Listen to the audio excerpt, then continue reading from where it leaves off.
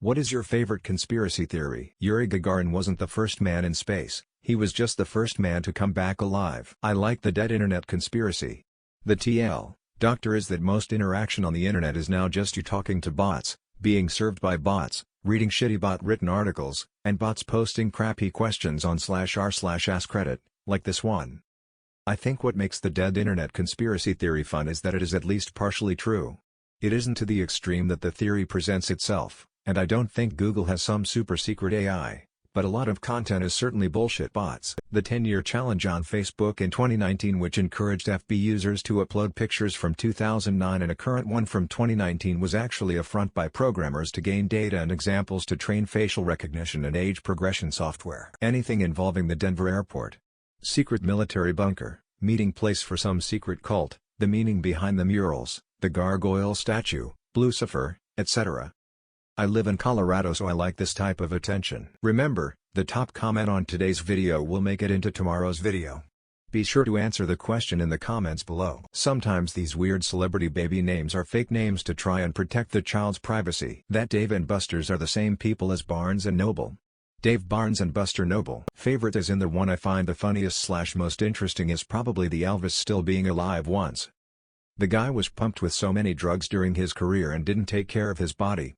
He lived the rock and roll lifestyle and paid the price. Avril Lavigne died and was replaced by a clone named Melissa. https://www.theguardian.com/lifeandstyle/shortcut/2017/May/15/Avril Lavigne Melissa cloning conspiracy theories. That the mark to fill up laundry detergent is purposefully higher than it should so you buy more. Facebook was actually started as a DARPA intelligence gathering project called LifeLog, which sought to do everything Facebook does now, pretty much.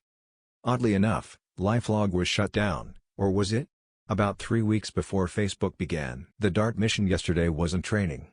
NASA actually saved Earth by that asteroid collision. That the Kardashian sisters keep their brother chubby so they can use his fat for their injections. Celebrities don't get married for love. It is all just business deals and transactions on how it benefits both parties. The Department of Transportation bought too many orange barrels and now they have nowhere to store them, so they just place them for miles along the highway. All of the genealogy websites are a gov-ran program and the real purpose is to have a database for solving crimes. They knew that there would be no way to have people willingly give over their DNA for that purpose, so they genealogy as the motivation for people to give up the goods.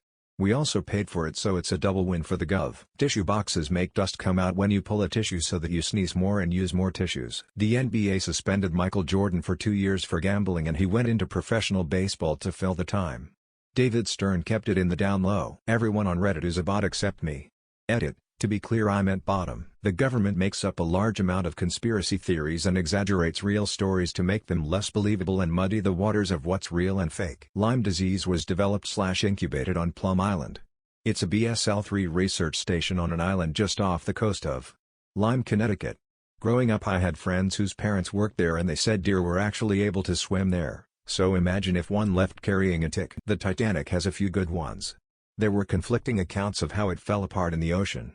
How it was actually a whole different ship that went to sea than what the White Star Line Company was originally planning it to be. JFK shot first. That we've had cars able to run off of alternate fuel sources for decades, but at every turn progress was stopped by oil and gas companies. Chrysler had the turbine car in the early 60s that would run off of anything that burned.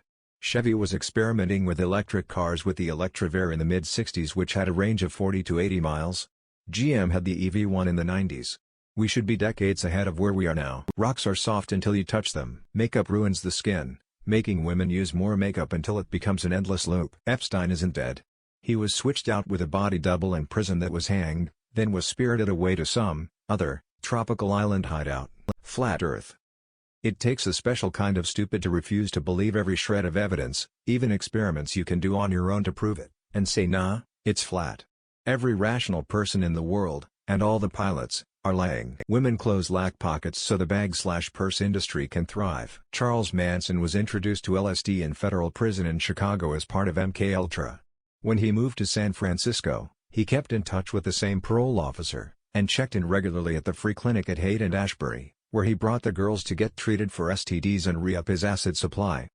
That clinic was the perfect storm of several different individuals and programs. CIA as an organization involved with the free clinic as a way of keeping tabs on the counterculture movement, The actual CIA field agents who loved the benefits of hippie culture like free love and free girls, and the medical/psychiatric true believers who really thought LSD was going to change the world.